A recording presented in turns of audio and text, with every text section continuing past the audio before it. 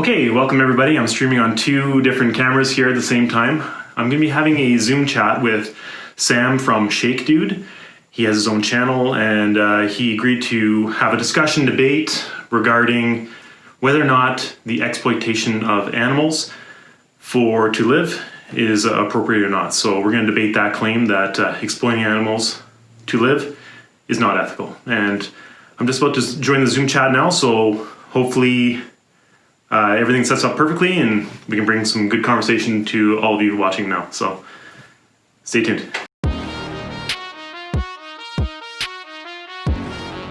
Yeah, do you want to kind of introduce yourself and just kind of how we came to do this chat? Yeah, absolutely. So first of all, thank you so much, Sam, for wanting to actually engage in a little bit of debate discussion there about this. It's that's awesome being able to actually speak with somebody, because a lot of times I think when people are standing on either side of a discussion, they tend to just write the other person off and not really want to listen to them. So that's an awesome thing that you're able to actually sit down and chat with me. So thank you. So I just want to start off by saying that.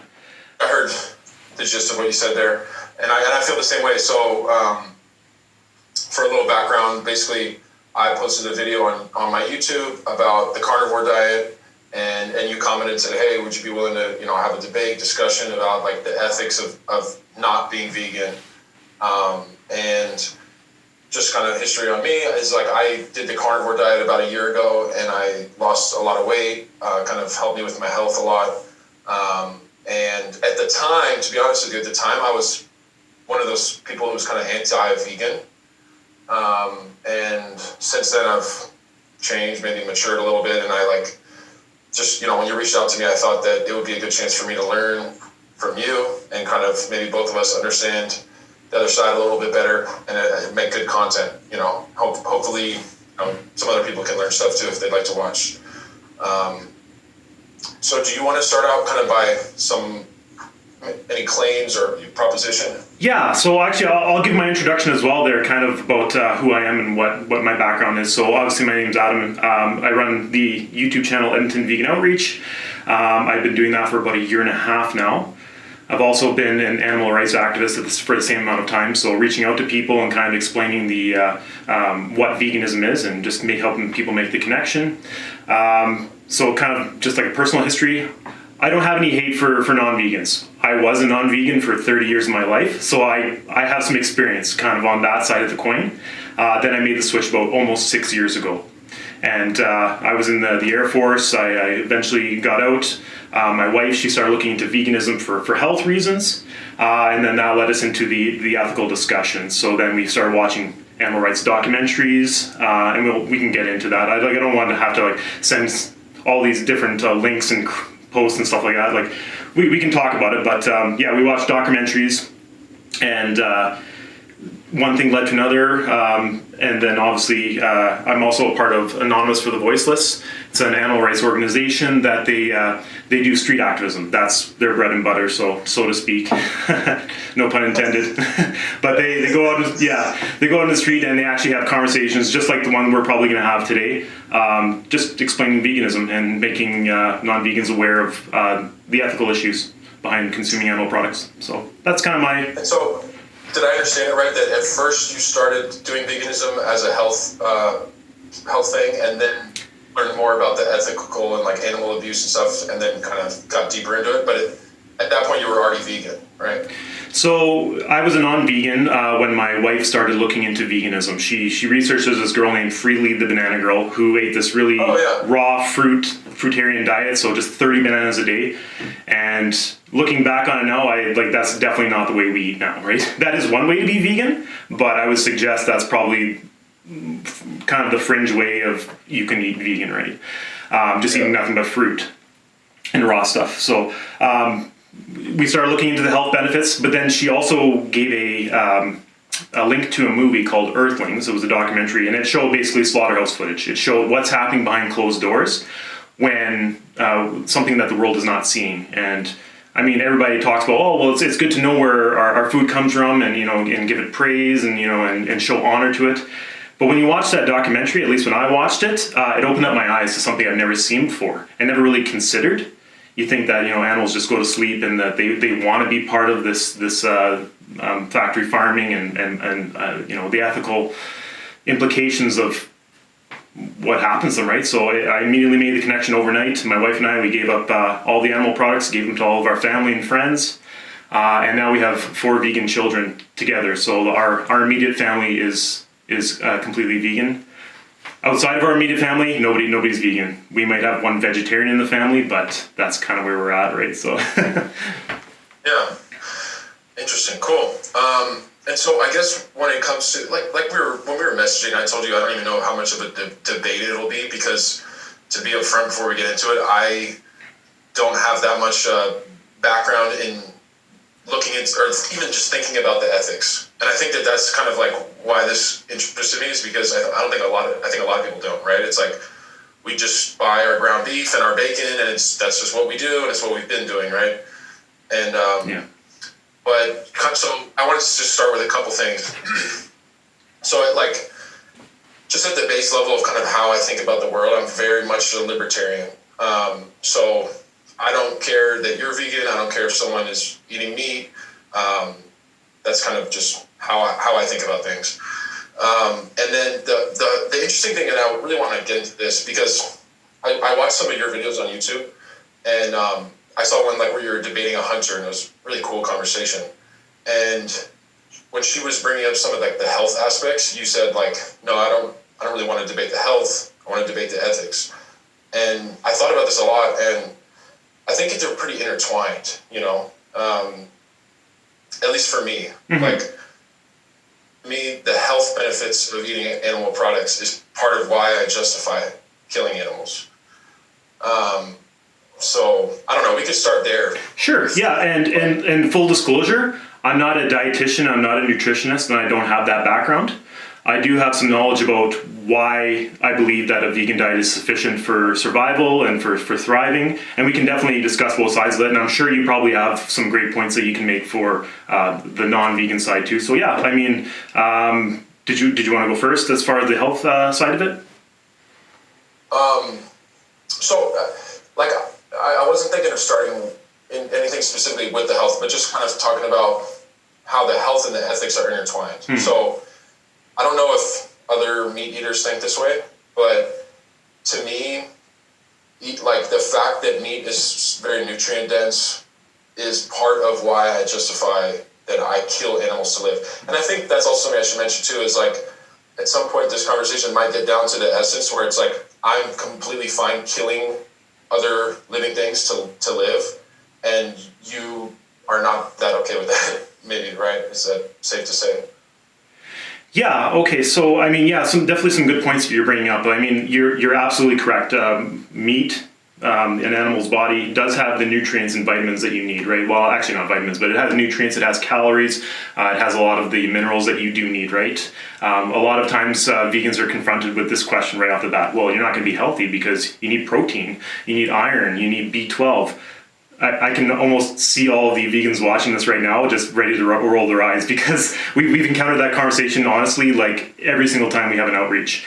And there is a legitimate explanation for why you should deviate from animal products to plant-based. And the very first response for meat, consuming plants before meat, is all plants have protein. And there's actually such a thing as having too much protein in your diet, right? You can actually have too much, and then that can cause some complications as well. So let me ask you, I see that you're a bodybuilder, or you're kind of doing some weight training. By the way, that deadlift was amazing there. You did, I think it was on your Instagram there. It was 405 pounds. Thanks. That was 15 for 5. So amazing. I'm good. I'm pretty heavy though. I weigh 230 pounds. So it's not that good. I'm 220, so yeah, and I've been stuck around 220, 210 for a while. So, but I've actually been able to, maintain my weight on the vegan diet. Yeah, I mean, bodybuilders can definitely survive and actually keep their weight and train on a plant-based diet. There's a documentary out there, The Game Changers, which kind of explains how a lot of athletes are going to plant-based diets for that purpose and to maintain that competitive edge. But yeah, for my body size, I probably only need about, I'd say, 80 grams to 100 grams of protein a day. I don't know the exact number, but I mean, that is easily doable with like 10 potatoes. Yeah. 10 potatoes. Can I hop in and say something? Sure, yeah, go ahead, jump in. So with the, so I hear people say that too, and I've always been confused. It's like, well, you're vegan, you don't get enough protein, and it's clear to me there's a lot of plant-based foods that have a lot of protein, right? Like tofu and lentils. I mean, yeah. I've seen like the James Wilkes debate when he was on Joe Rogan. And for people who don't know, James Wilkes is the former UFC fighter who starred in the Game Changers documentary. And he brought up like the protein to energy ratio of some vegan and some animal-based foods. And so there's definitely a lot of plant-based foods that can give you enough protein, right? The thing that trips me up is how bioavailable and easily digestible are those plant foods compared to protein, or compared to animal foods, right? Like I need about 220 grams of protein per day, and if I ate that from lentils, I'll be sitting on the toilet for probably like a couple of hours out of the day, right? If I eat from meat, I don't have that problem, and that to me is like a big issue, and it might not be to a lot of people, but just for quality of life and for performance, feeling good, I've never understood how like vegans can get enough quality proteins that digest easily. Yeah, I mean, like I said, I'm not a nutritionist. I know that you can absorb protein through plant-based sources. I mean, that's what the animals are doing, right? So why would we not be able to? That's where my mind jumps to. As far as what my concerns are, if you're not eating plants as well, like, and you just said it right there, is where you're getting your fiber to actually get rid of all that decaying, like animal protein that's sitting in your colon, right? And and as you can tell, right, the highest rates of cancer, colon cancer, are in developed countries where they're eating mostly animal-based sources of food, right? Because it's just sitting there. Whereas when you go to like African countries, they're eating more plant-based foods, not completely vegan, but more, I would suggest. And they're getting rid of that waste as quickly as possible, because we have a long digestive tract, and you can think about how long decaying flesh would be sitting in your stomach. Oh, yeah. So that's kind of where my thought process goes. So a couple things, and I don't want to go too far into health because I know that's not what you want to talk about, but what was I going to say? Oh, so I'm not trying to argue that carnivore is the best diet. I personally don't think that anymore. Maybe last year I did, and it's good to have. I think it's good to have fiber in your diet. It fills you up. It helps with your colon health.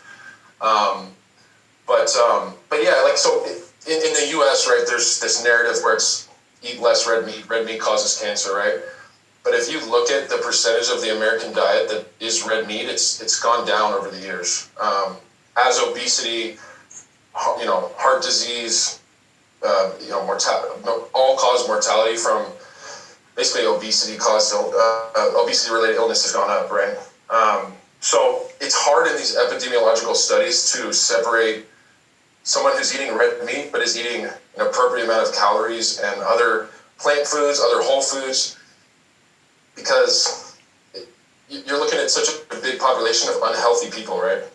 So I know in a lot of those studies, there's a lot of confounding variables. People who eat much more red meat. So, for example, like people who are vegan, they're vegan for a reason, and they're very conscious about what they eat. That alone is hard to control for, because if somebody's just eating red meat just because that's what they do and they don't really put much thought into their health, they're maybe more likely to smoke. They're more likely to drink more alcohol, more likely to overeat.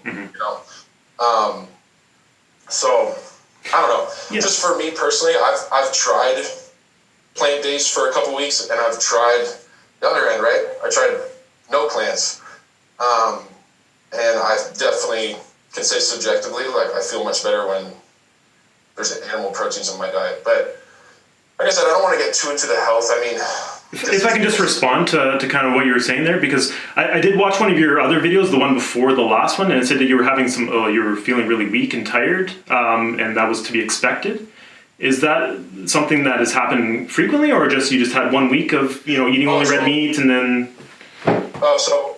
That's in reference to dropping carbohydrates completely from my diet. Yeah. Yeah. So And when I like, because it's World Carnivore Month, right? I know it's Veganuary or whatever too. Yeah. But yeah, I mean that's pretty normal. When your body's running off glucose for 6 months and then all of a sudden it doesn't have any. People call it like carb withdrawal, keto flu, things like that.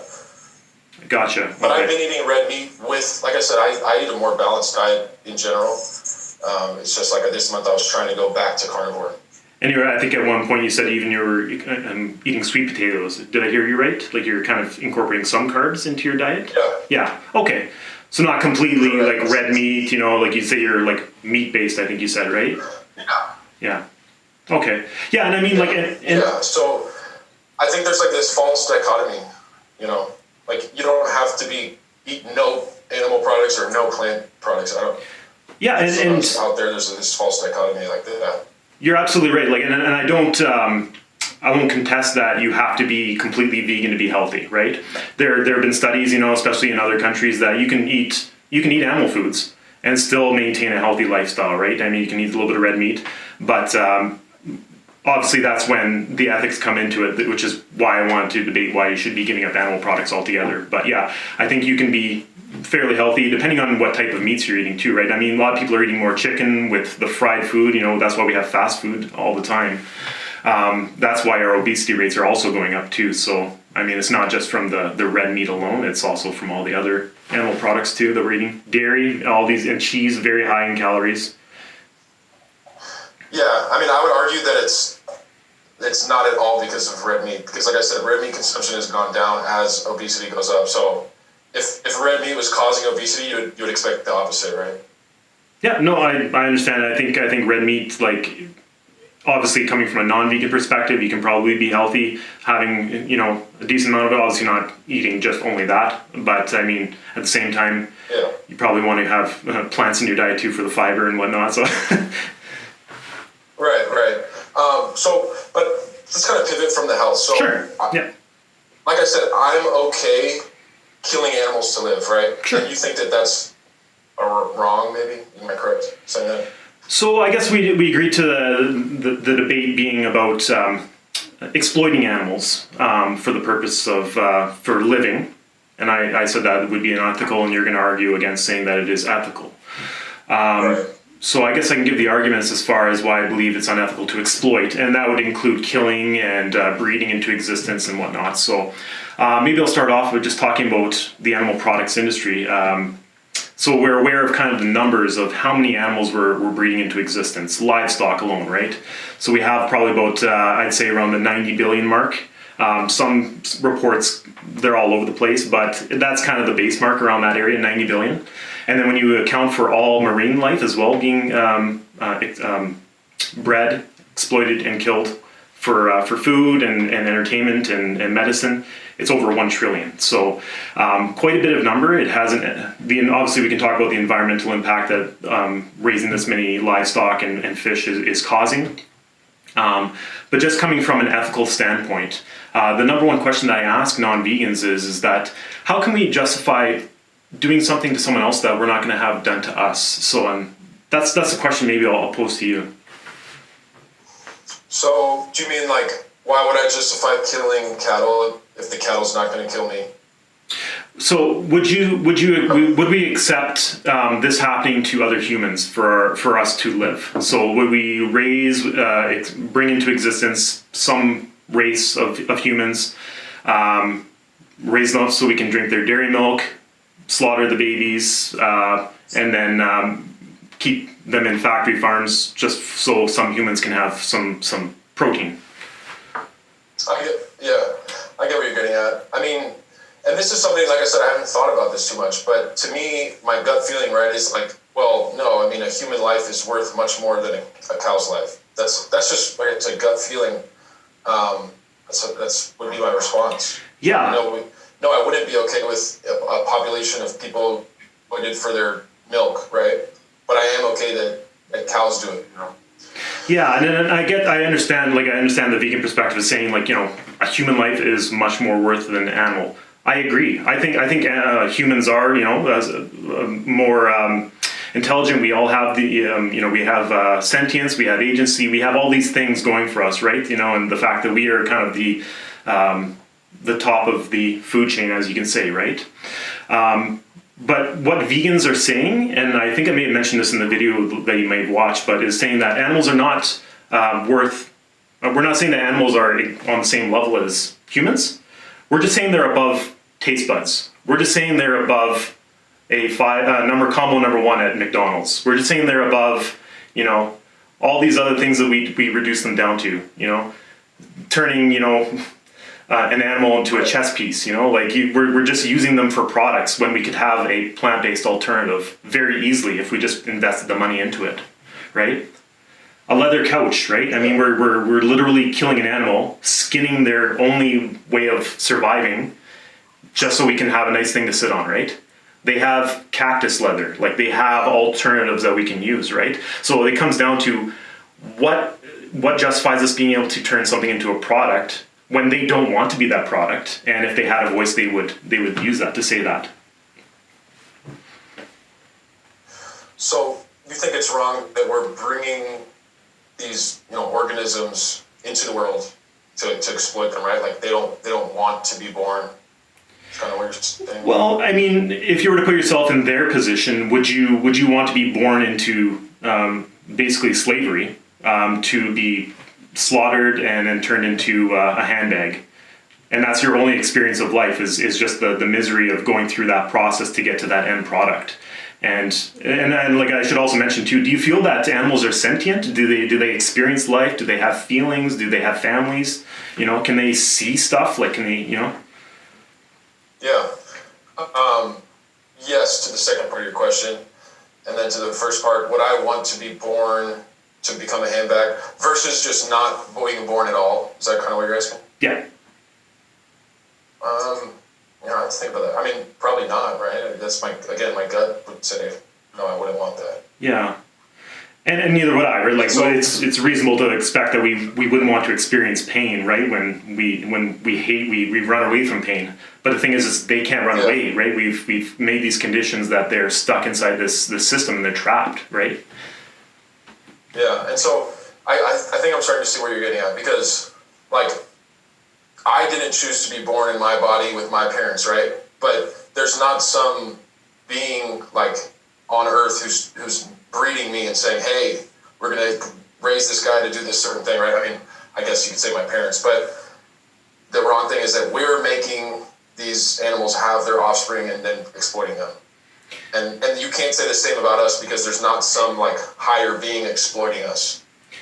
Let's just take the conversation there, and some vegans bring up this point saying, okay, let's say there was an extraterrestrial species that came to Earth, very advanced. They didn't understand English, and they said, well, humans have protein. They don't feel pain. They want to end up as handbags or whatever kind of human product for us, because that's what our society wants, and we're just going to start exploiting them and breeding them into existence and exploiting their reproductive systems for that purpose, to keep the train going. What do you think the reaction of humanity would be to them?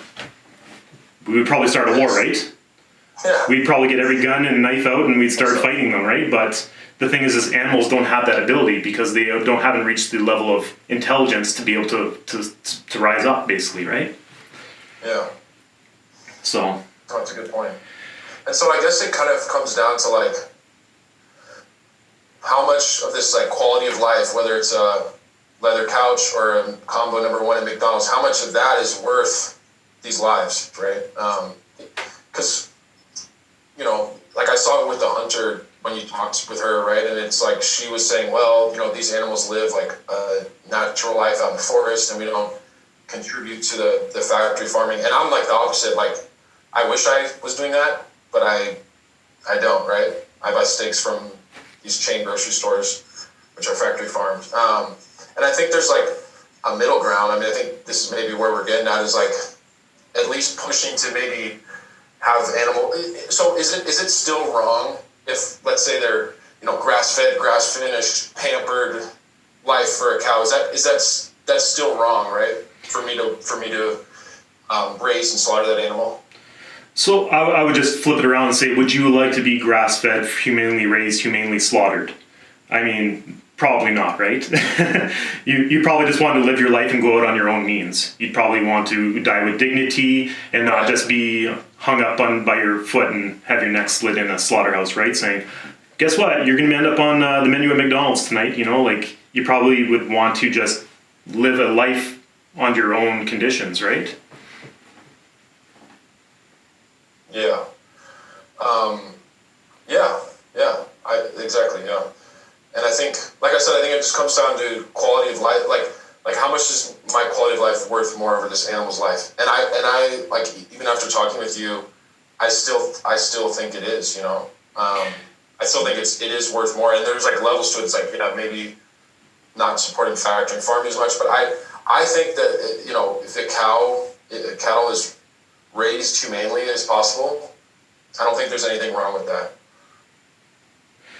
So yeah, I mean, like, and that's the thing is we have to, skin for leather. Oh, sorry, I might have cut you off there. Sorry, can you go again with your last point there? Oh, you're good.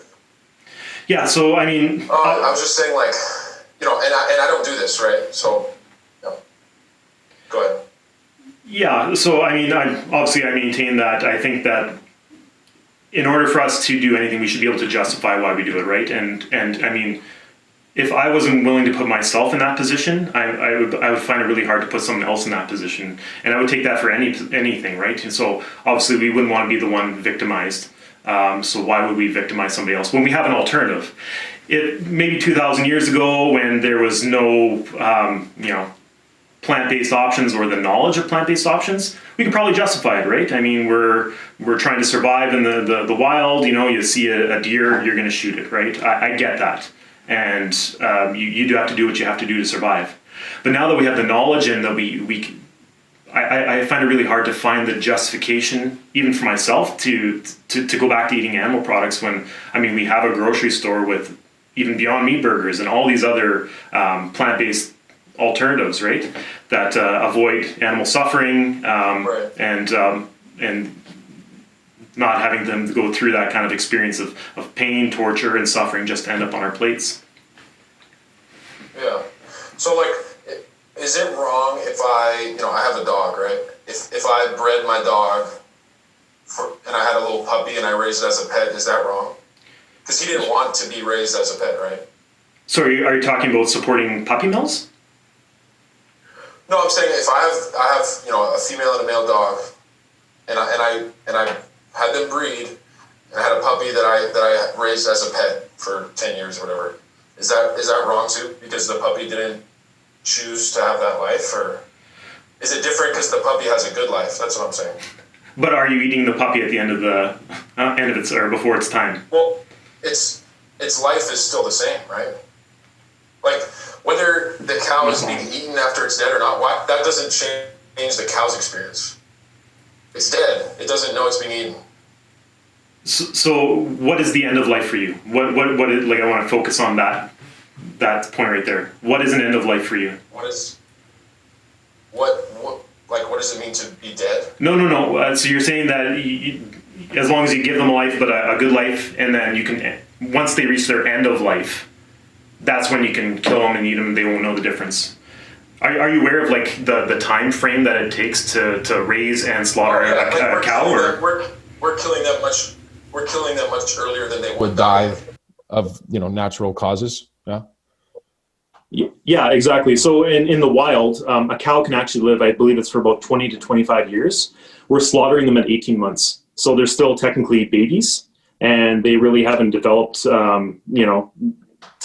developed physically to enough size, but they're technically babies. They can still experience life, and they understand what's going on, but they're only infants, really.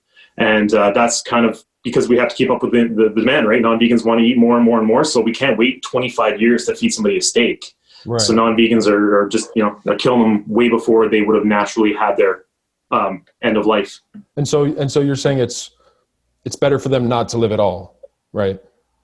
Than live 18 months. Well, I mean, I don't think anybody would sign up for 18 months of torture and being exploited they would rather not just live, right? But those are only two choices. Or we can have option C, which is to, let them naturally come into the world on their own terms and have a life that is free of any kind of, exploitation.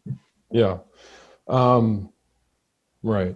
So even if we're raising them to be slaughtered, but it's as humane as possible, that's what I'm getting at. Because I'm not, by your definition, I'm completely not ethical, right? I concede that point to you 100% because I support factory farming. But if I were someone who's very, picky about where I got my meat from and it's from a farm, grass-fed, grass-finished, humane, like I said, that's still wrong, right? Because that's what I'm trying to understand. Yeah. It's still wrong because they wouldn't have chosen that life, but I think that they might have, right? If it's a good life. Yeah, so I guess I'll talk about your point of humane slaughter or humane anything, right? I mean, obviously the definition of humane is to show compassion, benevolence, and to be kind, right? It's really hard to use that word when we're, bringing them into existence just to hang them up and cut their throats and then sear their beaks off and cut their tails off without anesthetic. I mean, when you look at factory farming, there's nothing humane about it. And even if they were on a happy farm, usually they're still ending up, getting killed, right? Which is still, they're experiencing, distress. They're also getting their families separated, right? We can talk about the dairy industry. Just one second, I'm just gonna hit my here.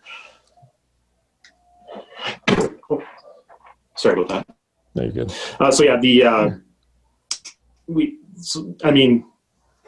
We often use the word humane as a euphemism for, or humane slaughter, just to kind of explain that, they died peacefully. Well, it doesn't work that way, because anytime somebody puts a knife in your throat, you're gonna freak out. The cortisol rush. You're going to experience some pretty negative feelings, right? So, I mean, even it's almost like a betrayal in the end if you think about it. If they were getting back rubs, belly rubs, they had a TV inside their barn, they got to watch Babe on repeat, all these things. I mean, it's almost a betrayal when they take you out back in the shed and then end your life, right? So, I mean, I find it really hard to justify the word humane. Yeah. Okay. So I'm just trying to understand how you think about it a little bit more. So let's say, and this is hypothetical, right? So it's not really applicable to my situation of being a non-vegan, but if it was the apocalypse hypothetically, and you only had access to deer in the wild, otherwise your family is going to starve, you'd kill the deer, right? Because your life is more valuable. I absolutely, I would go back to eating meat. I mean, if it was the apocalypse, if it was Mad Max it's not out there, if there was, The Walking Dead, and and that's the thing is we often live in these hypothetical situations when we should base our decisions in reality, because I mean, that day may never come. I mean, obviously things are getting. I just wanted to see how you thought about it. I mean, they're getting a little bit more attention. Yeah. And that's kind of where we're at, right? So it's yeah. Go ahead. So so all this being said, I think it comes back to the health thing, which we discussed at first, right? Is to me, the health benefits of eating some animal protein, animal products, eggs, dairy, it outweighs the life of the animals that give up their lives. And I think it's hard for you to see that. And it's hard for me to see how I could, how that wouldn't be the case. So I think that's what it is, right? Yeah. I mean, it's just for me, it's trying to understand, you don't have to empathize with an animal to know that they don't want to have those things done to them. That's what it is. And if there was legitimately a reason that you needed to eat meat, I mean, non-vegans would have a great argument, but I mean, the studies and everything is out there saying that you don't need to eat it. I mean, there's you don't probably need 1 to 3% of the population that doesn't eat meat, How much percentage? 3? About 3, I'd say 1 to 3%. Yeah. I think that's what studies say. And I know that in Israel, I think 15% of their population is vegan or vegetarian. Yeah. So, I mean, it's a growing movement. And I know that's an appeal to popularity, but I mean, the fact is that people can survive off of a vegan diet. We're not having mass deaths of vegans out there. Oh, yeah. So, Is there something specific in meat that you need to eat that you're concerned about? Yeah. So, I don't think that you would die from being vegan. Like, that's clearly not the case. My thing is, like I said, the quality of life. And in terms of like specific, I mean, I really go back to what I was saying earlier, like being able to easily digest the protein and vitamin B12, iron, calcium that's from, I know you can get that in plant products, but the way I understand it, and maybe I'm wrong, is that it's not as bioavailable. So like, 1 gram of calcium isn't the same from a plant versus an animal in terms of how your body can actually assimilate it. And maybe I'm wrong about that. Maybe I need to do I would suggest, maybe checking out PubMed. Like they're, I believe they're based in the United States. It's an online resource for all studies, right? And have at it, man. There's lots of great resources on there. As far as B12, like, do you know how much you actually need of B12 a day? And how much you would need to have bioavailable? I'm not sure off the top of my head. Yeah, like from what I understand, I believe it's only like 30 micrograms or something like that. But maybe it could be up or down. I'm not sure. I think I heard that. But I mean, you can easily get that from your fortified foods. And also the factory farms process, the feed they feed to the animals with B12 because they're having the same issue.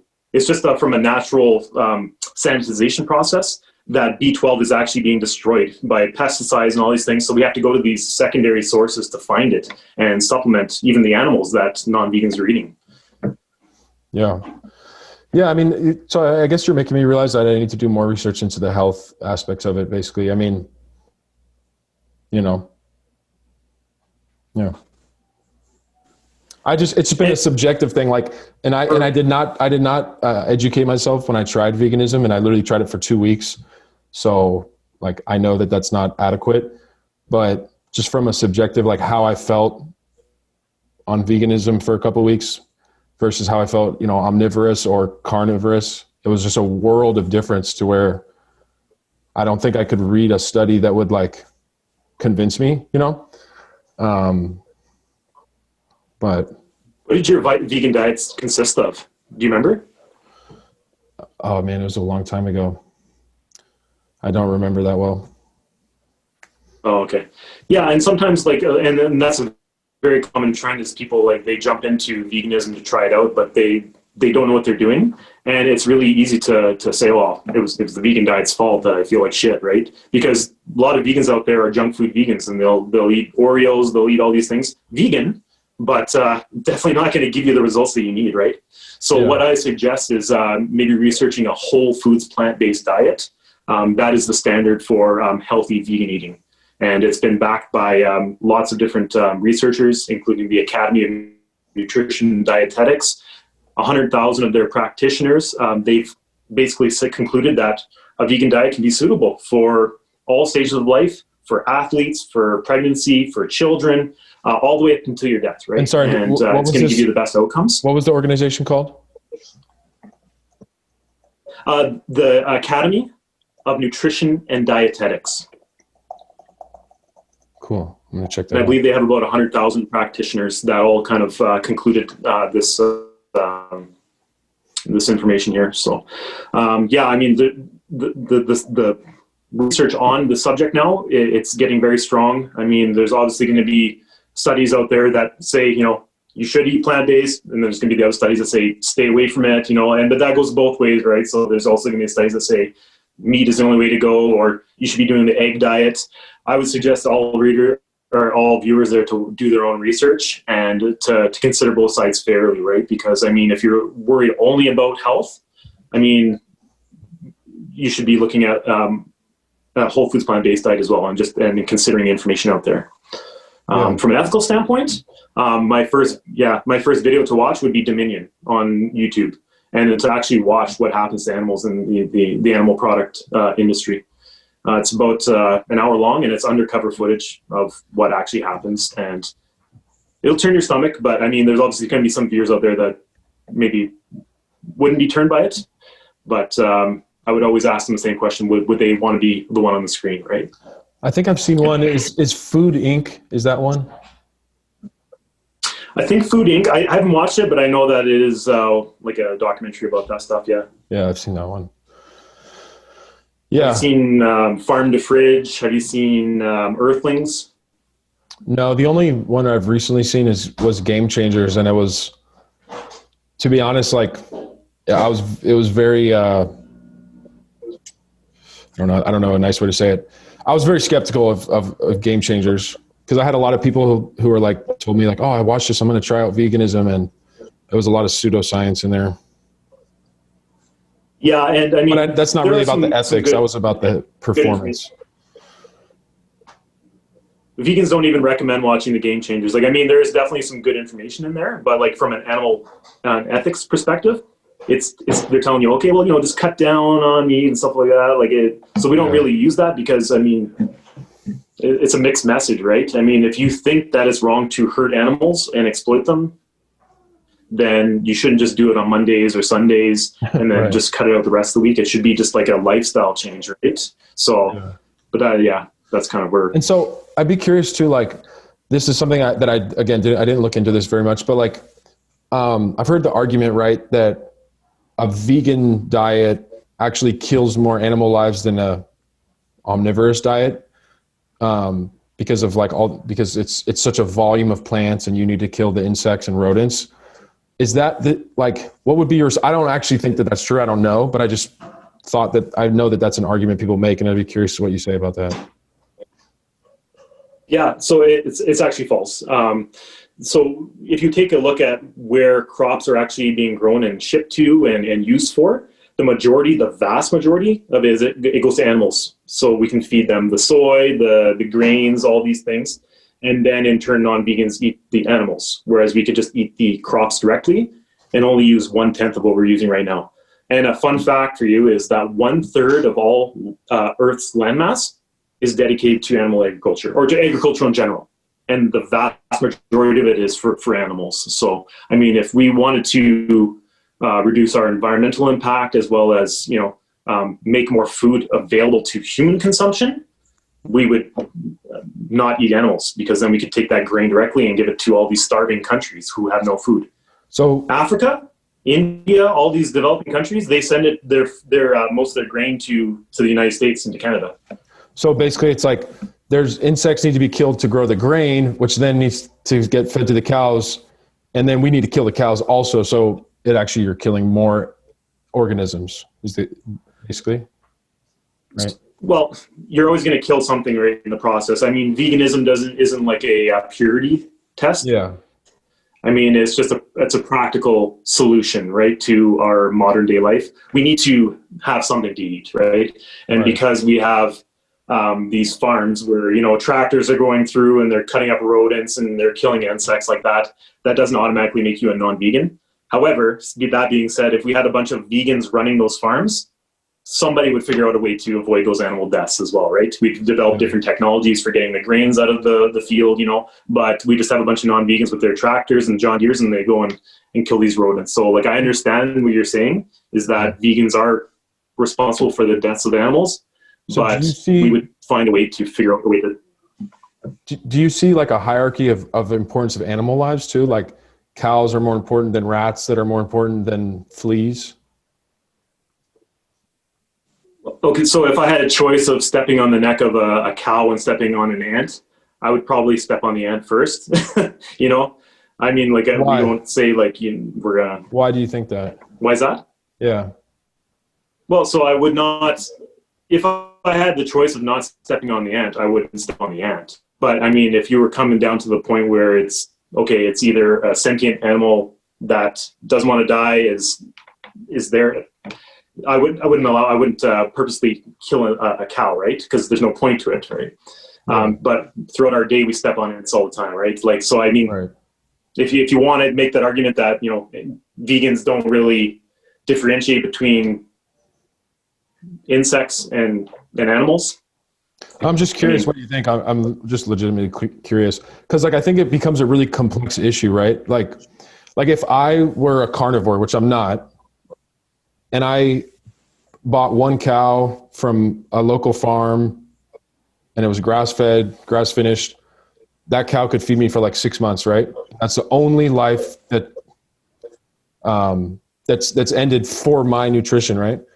And then it's like, you know, I don't know what your diet looks like, but it's more than one life who's getting affected. So that's just where I'm curious. It's like, so if you were to eat one cow though, how many, like, this is a factory farm cow, I imagine, right? Because you said that you eat factory farm. So you have to think about no, that's not what I like said. you're saying that I'm no, killing animals? did you hear what I don't understand? No, I was saying, did you not hear what I just said? I guess, I was saying if I were to buy one cow from a local farm, grass-fed, grass-finished cow, humanely raised, right? Like, how is that much worse than the typical vegan diet? Buying, you know. Okay, so vegans aren't responsible for raising the animals to die.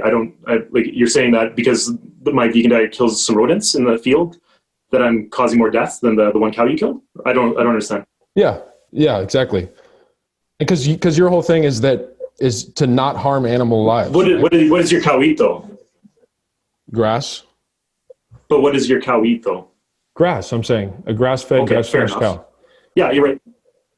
I don't only buy factory farm meat. Down to intention. Yeah, no, and I get that. I understand what you're saying. But I'm saying like, but your intention is one thing, right? But reality is the other thing. So you, like, let's say you say, okay, I'm going to go grocery store and buy all plant-based foods because I don't want to kill animals. But in production of all the food that you eat, many, many animals are killed, right? So I'm just saying, like, how is that better than me eating one cow from a local farm?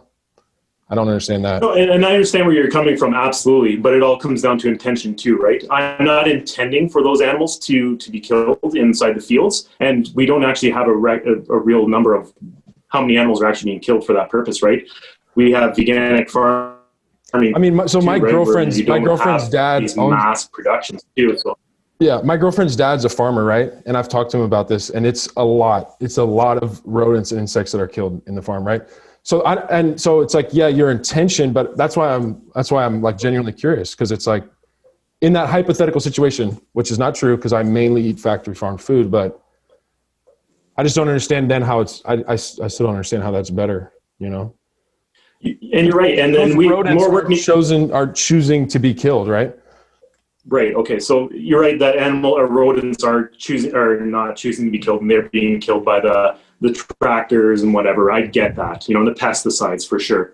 That's why we need to focus our attention, and vegans are actively engaged in doing this, to focus to organic farming, right?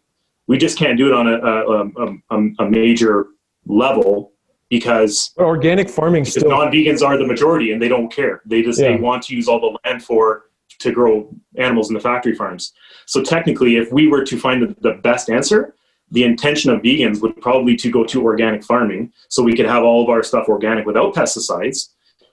But organic, doesn't organic farming, they still use pesticides, it's just natural pesticides.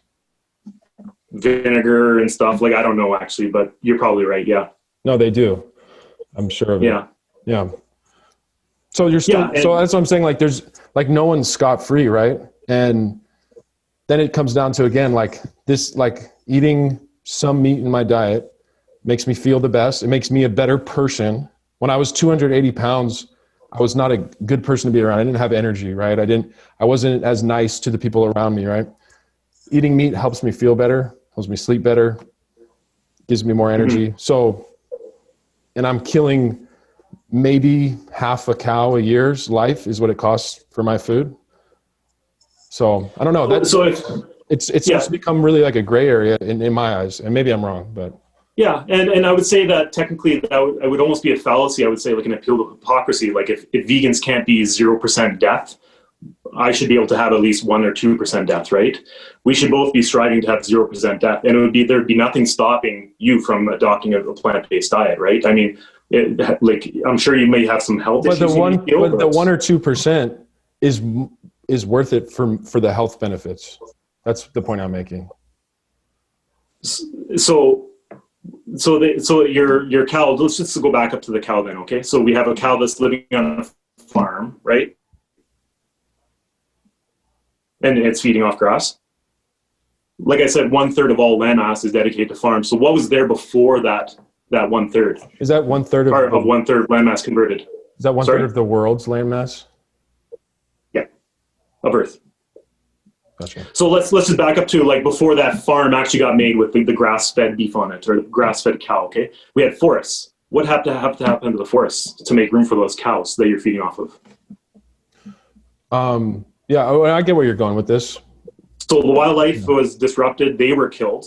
There was also all of the trees that were killed. So now but they're killed. Also, species are like going a farm extinct. there. They would also be killed. That's what I don't understand. It's the difference between how many animals you're killing and I'm killing with our diets is very, very small. And the difference in the health benefits to me and anybody has a PhD in nutrition that I've heard are very clear that you can't get the same benefits from plant-based diet as animal-based. You can with supplementation, and you have to really try hard. But anybody who I know who knows nutrition, it's pretty clear. Who's not a vegan doctor, right? Who has an agenda to sell you a book or make a movie. Yeah. So it's like that 1%. I'm killing one cow's life a year, or whatever it might be, right? Between me and my girlfriend, maybe one cow dies, right? And to me, that it makes such a big difference in our quality of life that it is more than worth it. That's where I stand with it. I mean, no, and I get that, but in order to maybe it's a hard thing for you to understand. Maybe it's a genetic difference, right? Maybe my body does better with meat and yours does better with vegetables, and that's fine, right? But I would like to see this. I don't know how you can argue that like my subjective experience, you know? No, I get it. Like it's an anecdote, right? You feel good on it, but I would suggest that if you don't have like a blood test or anything to prove that, it's clearly I'm not the only one. I mean, on one of your videos, there was a girl who's ex-vegan who became a carnivore. I don't think you need to become a carnivore, but you know, there's plenty of anecdotes out there, right? Yeah, and then there's plenty of anecdotes to reverse, and that's fine. And that's why I go back. I'm a libertarian. Like they can do what they want. I don't think that it's some evil thing to eat animal products. I don't know. I know we're coming up on an hour here, so that's kind of still how I feel, to be honest. You've given me some things to look into, though. Sure. And I mean, like, this is just a way to have that conversation, right? And able to see each other's points. Like, I'm not expecting you to go vegan or anything like that, right? Because, like, I understand that you have some strong opinions about becoming one. Yeah. But it's the beginning of a conversation, right? And obviously you're going to do your own research. I still maintain that. I mean, you can be healthy on a plant-based diet. I think everybody can be. There's not any kind of condition out there that, at least from the sources I've read, that says you can't be vegan. And I think you even just mentioned in the conversation that you could be vegan, right? Like there's nothing preventing you from being vegan. It's just your desire to want to be healthier. It's my quality of life. So I can live off of a vegan diet and I can get enough protein, I can supplement, but my life when I have animal products is significantly better. So that's what it comes down to is my quality of life is worth the one extra animal I kill a year, you know? To feel better every single day is worth it for me. And maybe it's not for you, right? But it wasn't like I gave it up after 30 years. So yeah. So I do have experience as a non-vegan. Maybe I need to try it, man. I mean, you're making me think like, hey, why don't I try it again and do some research and really be on point with getting my, supplementing the right things and the whole food vegan diet. You're honestly making me think that. Like, why not try it, right? What do I have to lose? So I'm sure that's good. I'm giving you. You don't have anything to lose. Yeah, I'm giving you props because going into this, I definitely was thinking there's no way I'm ever going to be vegan, but let me talk to this guy. But now I'm thinking, you know what do I have to lose? Maybe it's worth a try, right? You know what? If you're honestly going to go that direction and find out how to eat plant-based and be vegan, I have resources for you. I can help you out, man. So like that's definitely between my wife and I, and also the online community. We can give you some ideas for meals, see how you feel on it for a month, and then go from there type thing, right? Does that sound like a reasonable thing to try? Or let me think about it, but it does sound reasonable. Yeah. I'm not committing. I'm not saying I'm going to for sure do it, but it definitely, it sounds reasonable. And like I said, it's like, what do I have to lose? Yeah. You know what? Thank you so much for the conversation there, Sam. That was awesome. Yeah, Adam, it's great talking with you, and I really appreciate how like polite and friendly you are. A lot of these type of conversations I've seen where it's like carnivore and vegan, like it gets really heated. So, you know, I think Yeah. that, Like Savarage and Vegan Gains, their whole saga there. yeah, like you're very, like you have the right approach to me. If you actually, you know, if your mission is to make a difference, you definitely have a good approach, man. So props to you on that. Thank you. Right on, man. Thanks. And yeah, like I think that kind of concludes what we're talking about today. So, I mean, yeah, always hit me up. I'm on YouTube, Instagram, you know, all my stuff there. So yeah. I'm going to post this on my channel and I'll link your stuff below. And then I'm going to send you this video as well. Perfect. Okay. All right, cool. Thanks, Adam. Take care, son. Have a good day. Thanks for watching our YouTube channel. Make sure you like, share, subscribe, hit the notification button so you don't miss a video. Thanks so much. Don't tell me you believe that. Are you just gonna take that? Or will you fight back?